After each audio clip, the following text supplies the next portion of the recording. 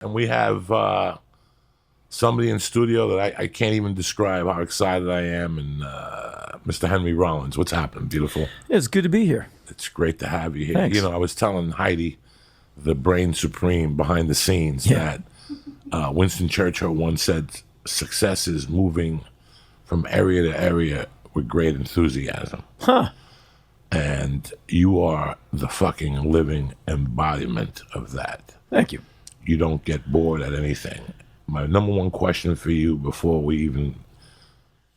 How the fuck do you go from Berlin in 83, getting hit in the head with a fucking bottle and being the nicest guy in the world? I mean, about it. I get hit in the head in the bottle, first of all. I'm doing karate kicks, I'm bits.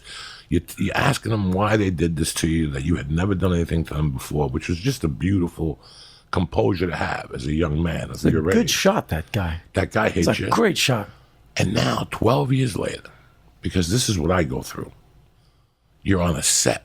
No, 11 years later, you're on a set opposite Buffalo Bill Buckingham, or whatever the fuck the guy's name, and because he's from Buffalo, New York. I did a little longest yard with him. I used to torment him. And Robert De Niro. And you're sitting there in a trailer and you're looking at De Niro going, 12 years ago, I was in Germany getting hit in the head with a fucking bottle. And today I'm drinking pomegranate juice, you know. Well, I come from the minimum wage working world of the late 1970s. I graduated high school in 79 and went right into the longer version of summer jobs, which I always had. But this was like 40 hours, 50 hours, for keeps. And I just figured the rest of my life was going to be jobs like this because I had no direction. I didn't want to be like a sailor, a spaceman, a banker. I'll just work these jobs that are hard on the feet, live on top ramen noodles, and live in an apartment with my roommate that smelled of our laundry because he was working too. And so I'd work nights, he'd work days. We kind of see each other passing by. And Black Flag was pals of mine, and they needed a singer, and they said, "Yeah, you're pretty crazy. You want to audition?" And I was 20. And I looked Black Flag's out here. And you're living... But they were on tour. And you're living... In D.C., Washington. DC, okay. Yeah, and they were on tour. I kind of knew them from like months before they came through D.C. And they said, you're pretty crazy. You want to audition? I'm like, that's my favorite band. And I looked at my life like, well, there's probably a job like this tomorrow if I quit this one, $3.75 an hour. And so I auditioned, and they said, okay, you're in. And suddenly everything was different. I said, so what do I do? They go, you quit your job, you pack a bag, you give all your stuff away, and here's a tour itinerary. Meet us as soon as you can. And within several days, I was on a Greyhound bus from D.C. to Detroit. I still have the bus ticket. I quit my job, given away all my stuff, gave my records to my best friend and said, hold on to these in case I ever come back here. I had no idea what was going to happen next. And within 2 weeks, I'm living in a punk rock squat here in Hollywood because we didn't have a place to stay. And so I kind of come from, I'll try anything because I'm not supposed to be in a movie or a TV show or on a stage. So anything. I'm supposed to be with an apron on, putting extra fries with your shake. And so I just say yes to stuff, and I'm 57. And to this day, it's all still kind of surprising to me. Like, hey, you want to be in this? I'm like, yeah. Huh. And I just go do it. But I'm not ever telling you I'm an actor. I'm in this. I'm in this. Like, I'm showing up and saying yes because it'll probably all end next week. You got to always figure. And that's kind of my story is like, yeah, I'll try that because I have nothing to lose. Nothing. You are like, I don't know. I the first time Just I heard lucky, of you was basically. in Boulder. No, and that's the way I look at my life. Yeah. I look at you. First time I heard of you was in Boulder with music-wise. A friend of mine, a Snoopy, a girl, turned me on to Black Flag. She also turned me on to the first Biggie Smalls album, just to let you know the contrast Eclectic. in her fucking world. And, I'm like, this is punk rock from the fucking... She's like, yeah, asshole, what do you think it is? And then the second gentleman to introduce me to you was Mr. Doug Stanhope. When I was out here in 1997, he was going to watch you somewhere, something you were doing. And I go, who the fuck is Henry Rollins? And he put you on, the thing. I think he had an album. I don't know what the fuck it was. And you said something that, whatever you were talking about, something about music and the connection. You and I have, I'm not a tough guy. I come across like a tough guy, but I'm a sweetheart. I'm a pussycat, and I fear everything.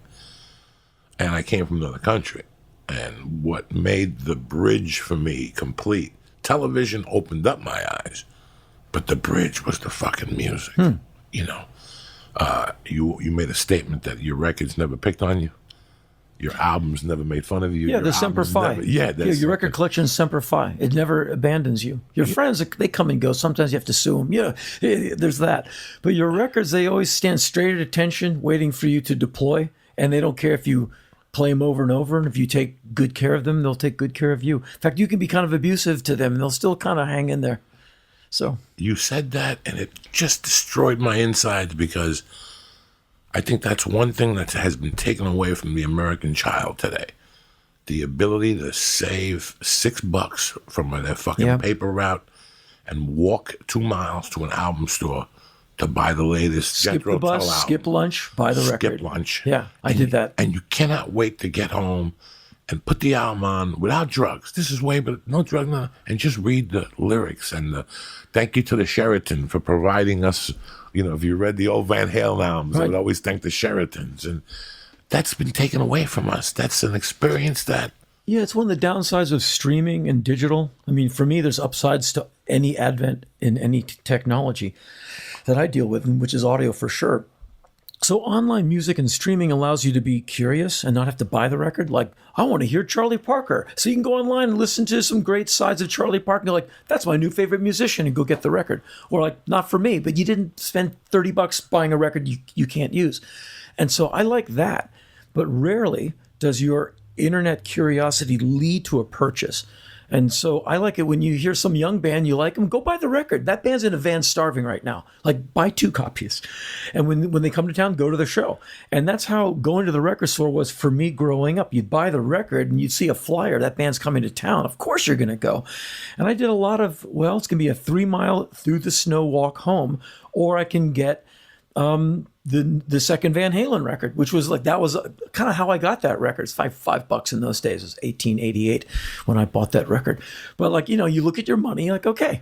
And you just walk through the snow and you get home freezing with that record. And it was never not worth it. And the fact that you can destroy them pretty easily, if you don't take good care of them, you wreck them. And it gave me responsibility. The first thing I ever valued as a kid, like, I'm not going to screw this up, were my records. Everything else, skateboards, bikes, I would just wreck them because you play hard.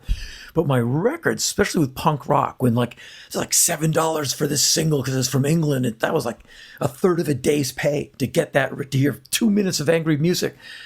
We're going in like fucking Marines, you understand me? Welcome to church, motherfucker.